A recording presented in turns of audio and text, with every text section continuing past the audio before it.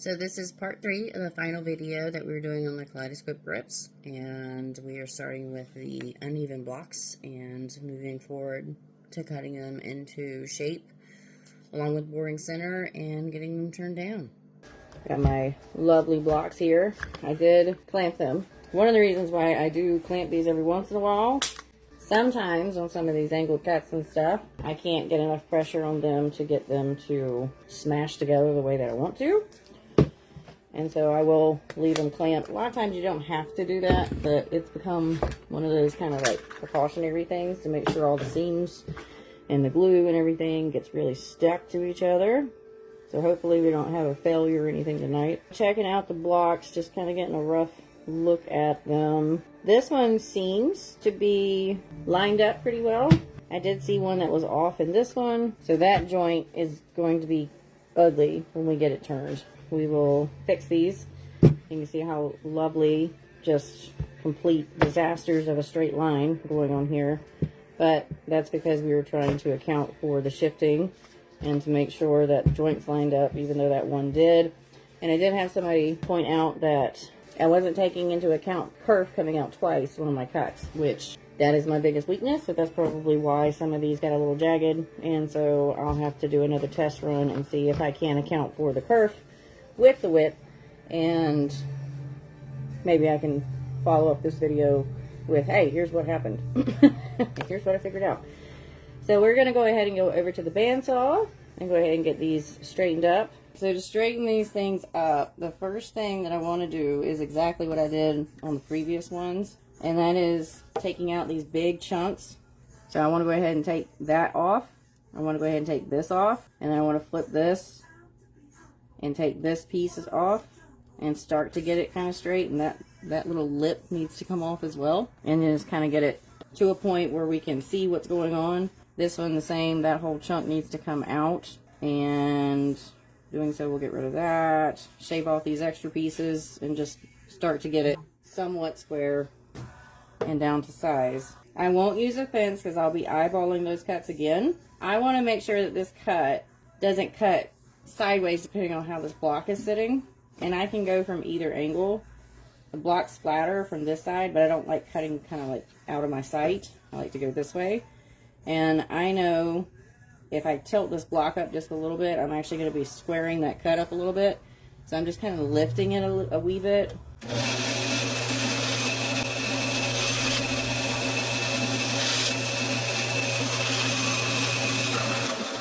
We need to do the true squaring with a fence. I'm just taking the extra off, okay? I'm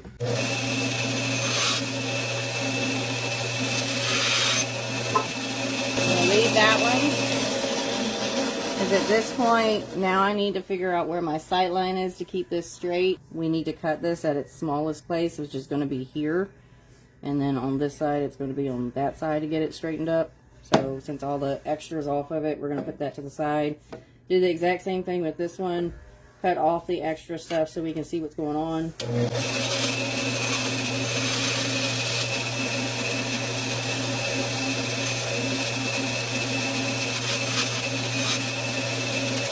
Alright, we can start to see the block kind of starting to take shape now that we got some of the ugly off of it. But now we have to square it up. Problem is this China marker is super fat.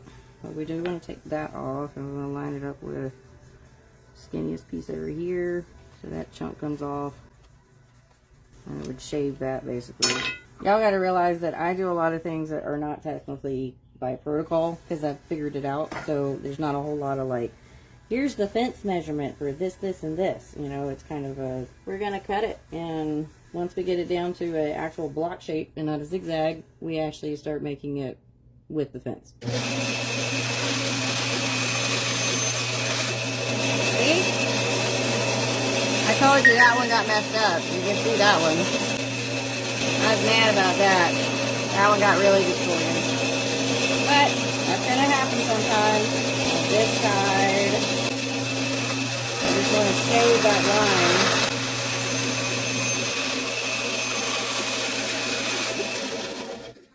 Same thing with this side. Find the skinny spot. Shave it off. I'm going to have to go get my glasses. My eyes are so tired today. Find the skinny spot. And it's not scary for me to take this much off of it because we left it 2x2 to begin with. That side's going to be fun just shaving it.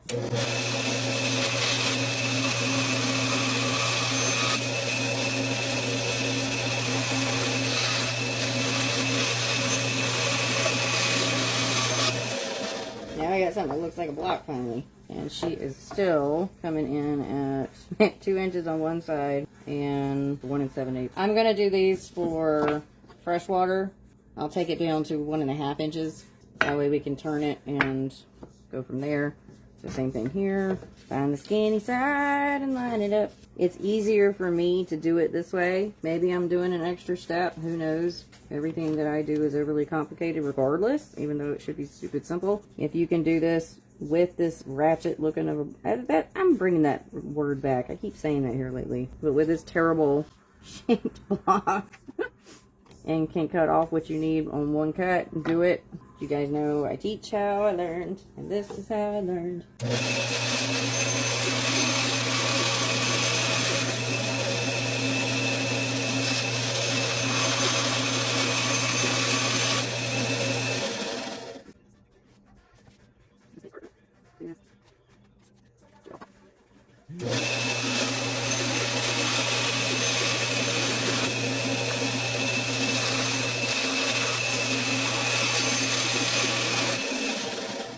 Good.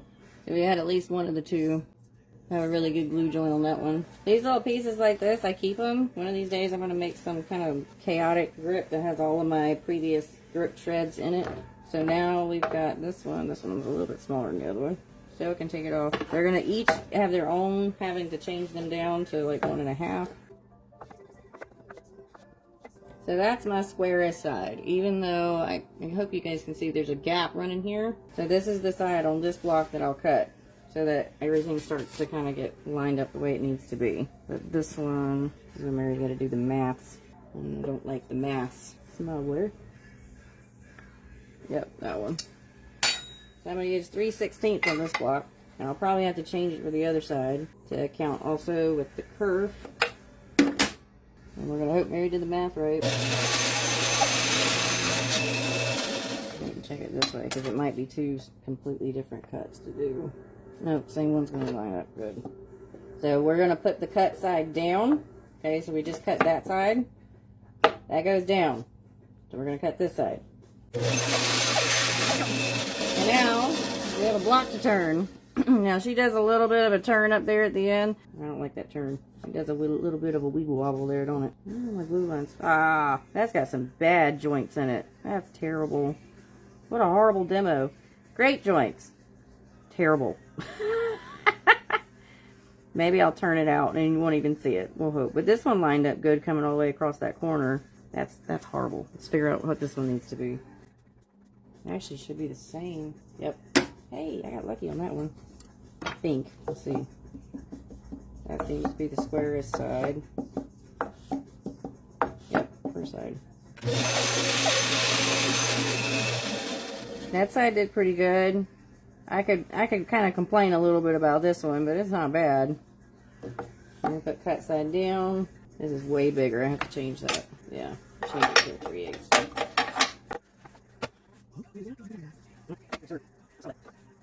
Oh, I gotta get a better fence.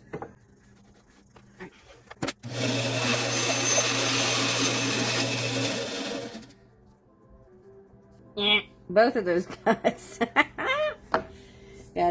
Both of those sucked. Oh well, you guys get to see what happens when you try it. Alright, so now that we've got them cut down to size, we do want to try to eliminate any curves or turns in them because that's going to affect how they get bored. I'm going to have to chuck this one up and see what it does. I may end up having to come back over here and cut that off. We shall see.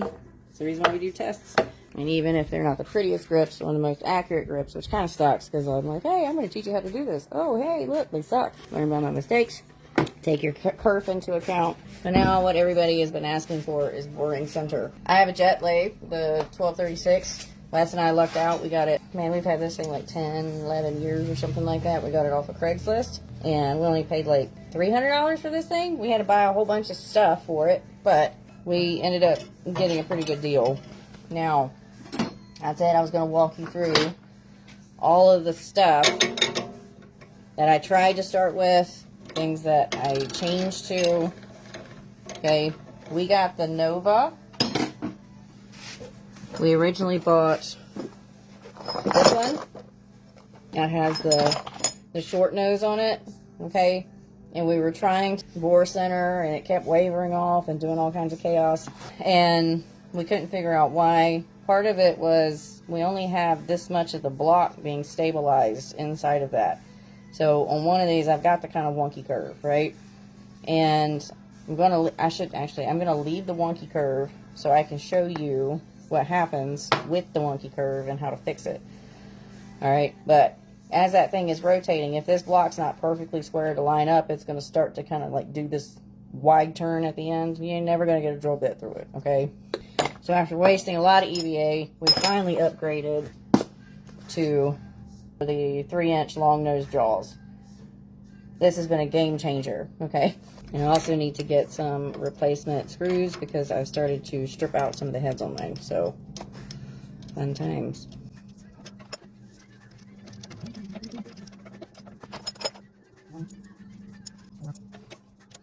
And if you don't have a lathe, just a little bit, I don't know a ton about them, okay guys, but if you don't have one, each of the jaws is assigned to a number. You have to put it on that number, not on a different number. You always want to open it up to put them on, and as long as they're not touching, and not tighten them, but put them in there until they stop turning, and then close it, and then tighten all the screws in. That way you can make sure that it didn't get misaligned or anything. And last, this is going to be the most time-consuming thing, is going to be switching all the parts, which not as bad as watching glue dry, so, you know. And I still, to this day, cannot remember everything on the plane is backwards. It's not righty-tighty, it's lefty-tighty.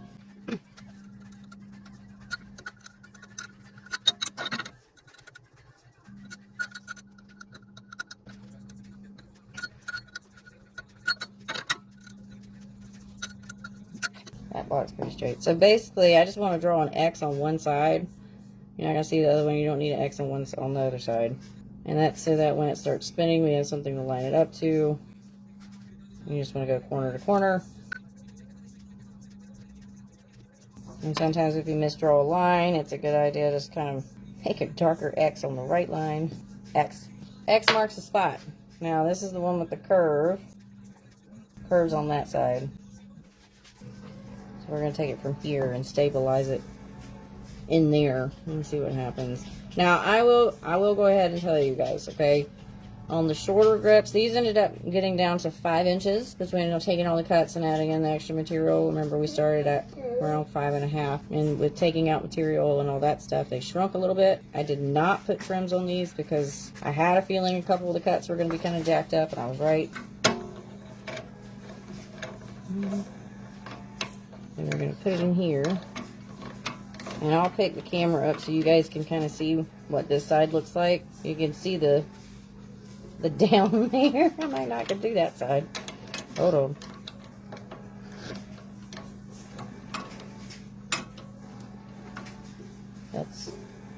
She's still curved up. I have great success with boring center on the shorter ones.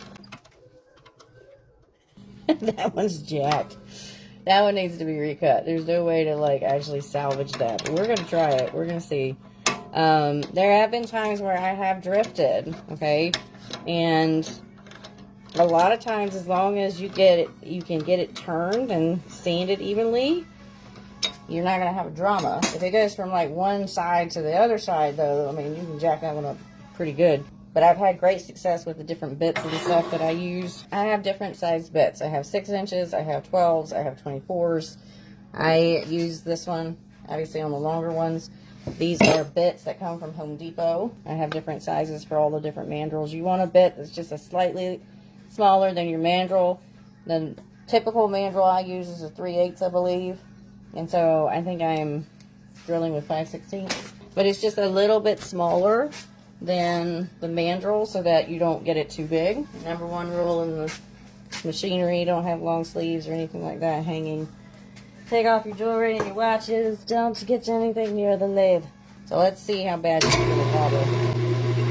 Alright, not too bad actually. When they're spinning, you can see that I've got that dark circle in the middle. So that's actually where I'm going to aim for, not the actual circle that's running around on the outside, because that's where I marked where center should be.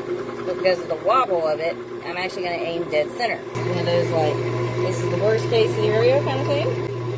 And the deal is slow. Go in, go out. Go in, go out. You don't have to force it. Let the bit do the work and just stabilize it. And once I go through, I usually don't. There's some times where I'll pull it completely back out because I'll hear it start to scream, go kind of like when it sounds like whenever you're reaming them. If I hear that, I'll pull all the extra out of it. But you can start with a shorter bit and then work up to the longer lengths that you need to.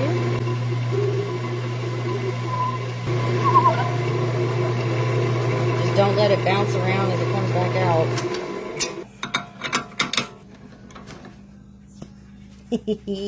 So even though, see how it went right below center because it was wobbling a little bit, but look what happened on the other side.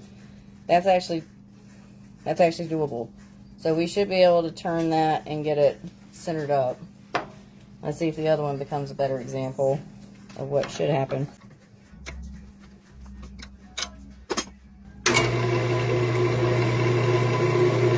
That one's better.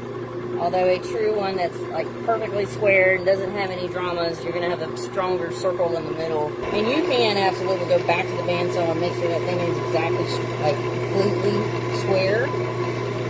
But then you chance taking off so much that you don't have a lot to turn.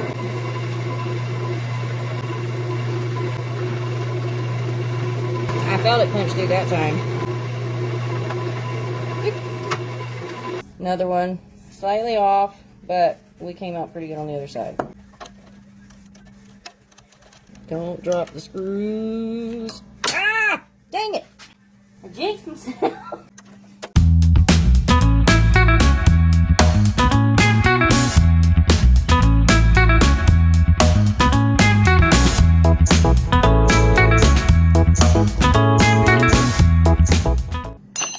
Oh, that's out. Alright, let's turn down Mr. Crooked. This is my least favorite part of the entire ordeal, is cranking these on here. Wes will come in here sometimes and he'll put wax on the mandrels to get them on there. So as that block is sitting on there, you don't really, other than that one side, and I think that's a crooked cut. Well, that's where it starts to get, it turns up a little bit. We're going to turn her down, see what happens. Always make sure live center is spinning. You don't want no mandrels spun to the ceiling or anything. Let's turn this thing. We're going to use the point.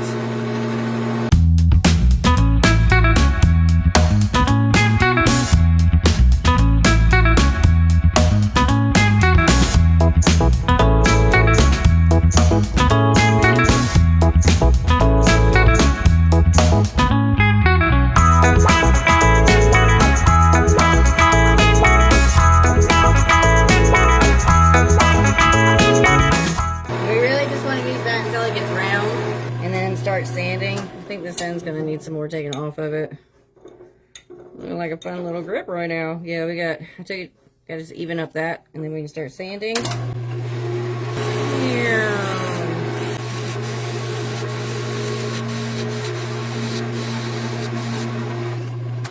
Alright, so sanding. I do this on all of mine.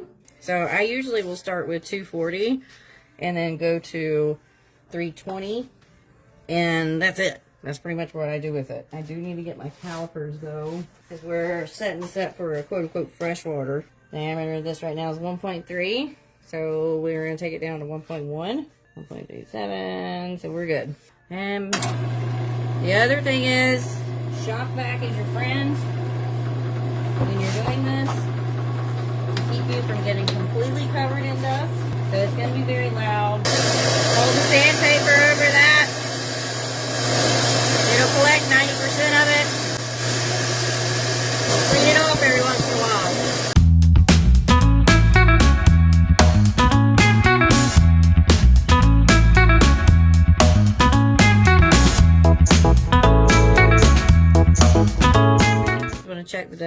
here. We're at 1.27. We still have a good ways to go down.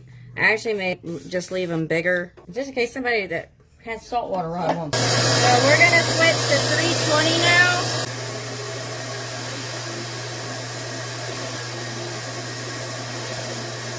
They're hanging out at 1.26. I'm gonna leave them this big. If it was for an order, like freshwater customer, this thing would be going down to 1.1 to 1.2, depending on their hand. Saltwater, it'd be like somewhere around the 1.2 to 1.5, depending on their hand and what style they're after. So I'm literally just going to leave them this big because somebody may want them. Or hell, I might use them for a project later on. The last thing that I do, you don't have to do, but you see how, and you're not going to notice it so much on this one because there's no white, but sometimes we get transfer dust. And this is pretty much clean. But I like to, and you can also use wet denim. If you got a piece of denim, I just like to drag a couple times across with a magic eraser just to pull all that extra dust off of it. You see the dust coming out of it from the previous ones. And voila, we have a very pretty, my magic eraser is dying, it's losing its stuff. But there you go. That's one grip. And do you notice that it's crooked? Because it was bored crooked. Not too bad. Now, you know, we've got a really awesome joint here. That one did really well. This one did really well. That one got a little, I mean, if you really want to pick it apart, that one's not great. This one disappeared into this one, so that's always nice. But those really bad glue joints that I saw earlier on this one, I don't see them anymore. So that's actually kind of awesome. I'd call that a win. Like I said, if I wanted to nitpick it apart, that one joint here, but we could just pretend it looped right underneath of it and anybody else isn't going to see that. So wait, let's do round two. Round two, fight. Here we go.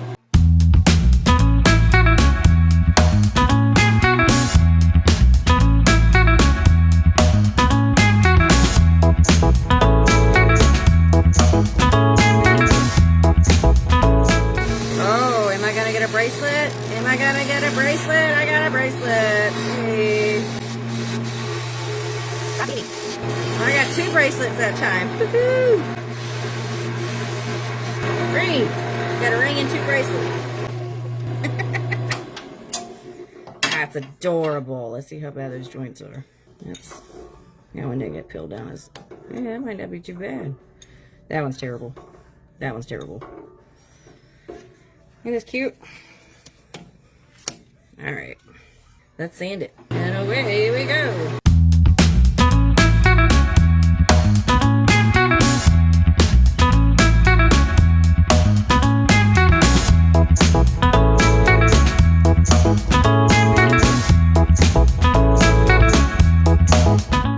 This side's smaller than that side, but I'm switching to 320. I'm just going to sand it down pretty quick.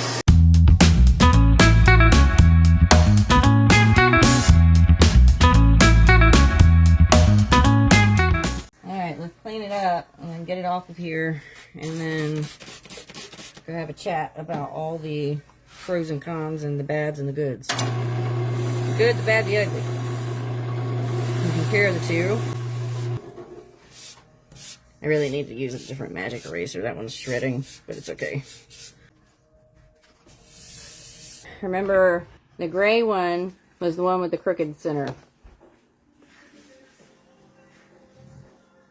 It turned down center. That's the whole point, okay? So even though it started off crooked and it had a little wobble to it, she's now fine. So if it's just slightly off, you're going to be just fine.